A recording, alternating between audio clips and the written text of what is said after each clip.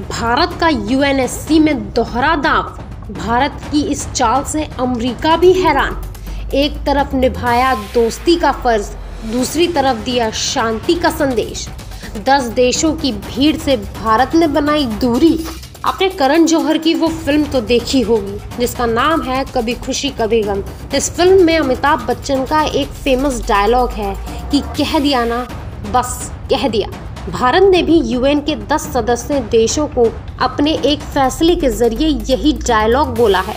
इसके अलावा अपनी दोस्ती का फर्ज भी निभाया है। दरअसल यूएन में अमेरिका और अल्बानिया ने एक प्रस्ताव पेश किया था और प्रस्ताव इनके सबसे फेवरेट दुश्मन के खिलाफ था, यानी कि रूस के खिलाफ। और रूस तो भारत का जिगरी यार है। भारत रूस को कमिटमेंट दे चुका है कि वो अंतर्राष्ट्रीय मंच पर उसका विरोध तो नहीं करेगा, लेकिन युद्ध का समर्थन भी नहीं करेगा। और हाल ही में भारत ने कमिटमेंट समेत दोस्ती दोनों का फर्ज अदा किया है।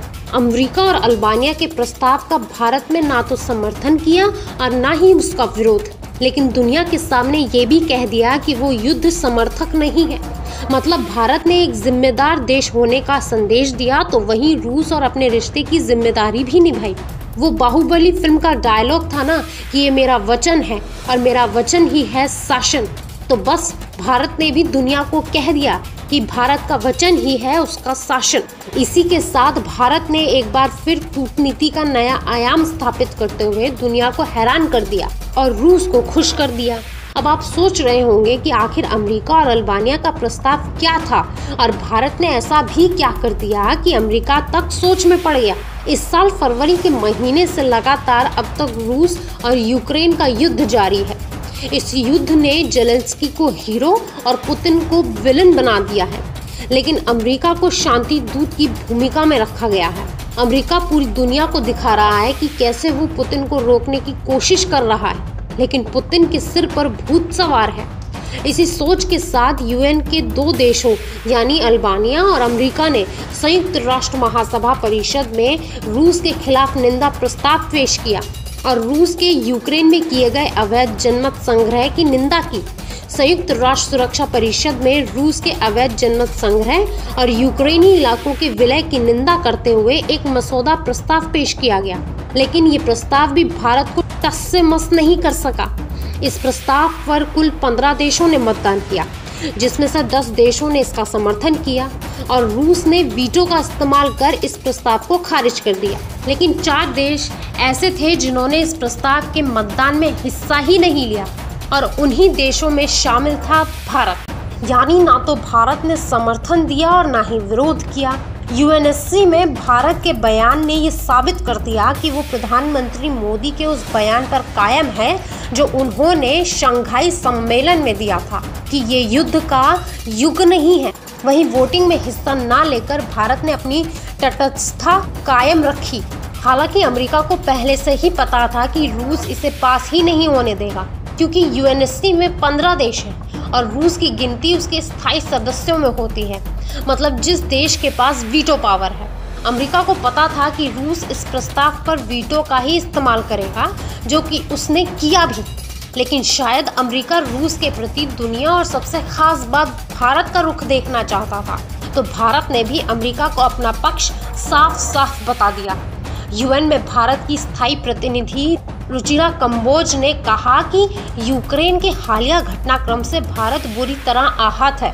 भारत ने जोर देकर कहा कि सिर्फ बातचीत से ही विवादों का हल नहीं किया जा सकता।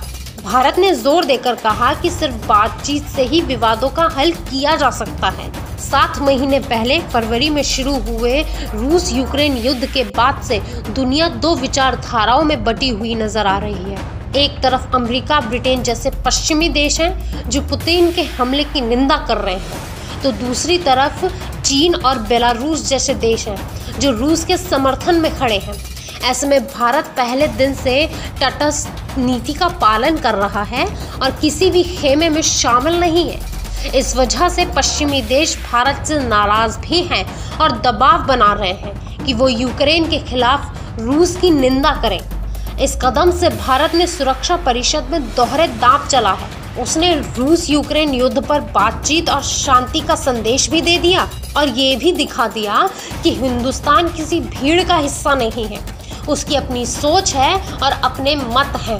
भारत रूस दोस्ती का गवाह है इतिहास।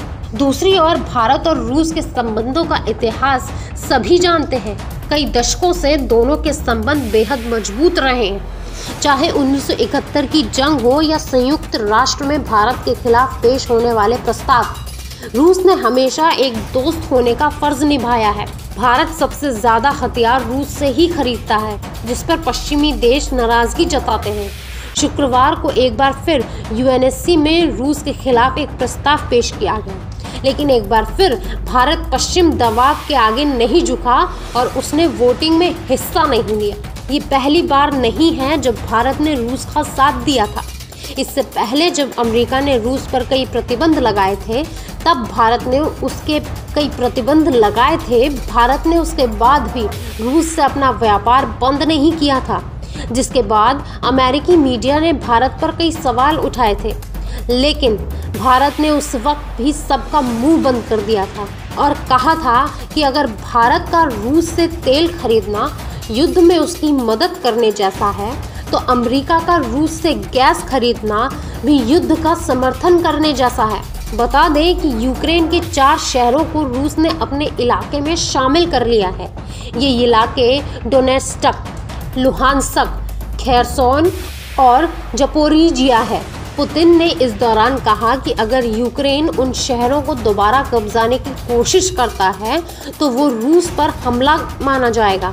संयुक्त राष्ट्र महासचिव एंटोनियो गुतेरेस ने इस पर कहा कि धमकी या बल प्रयोग से किसी देश द्वारा किसी अन्य देश के क्षेत्र पर कब्जा करना संयुक्त राष्ट्र चार्टर और अंतर्राष्ट्रीय कानून के सिद्धांतों का उल्लंघन है।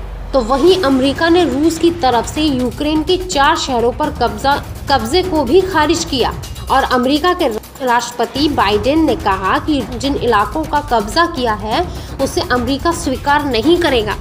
नाटो ने भी रूसी कब्जे को इंटरनेशनल लॉ का उल्लंघन बताया।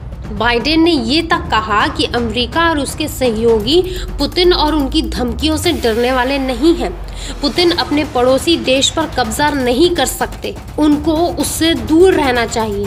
साथ ही ये भी कहा कि नाटो अपने सदस्य देशों की 1 इंच जमीन भी किसी को नहीं देगा। रूस के राष्ट्रपति पुतिन ने कहा कि ये रूस के करोड़ों लोगों का सपना था। यूक्रेन के 4 हिस्सों में रहने वाले लोगों की भी इच्छा और हक था। रूस ने इन इलाकों में जनमत संग्रह कराने के बाद इन्हें अपनी सीमा में शामिल किया है। तो वहीं यूक्रेन के प्रेसिडेंट जेलेंस्की ने रूस की तरफ से किए गए जनमत संग्रह को दिखावटी बताया।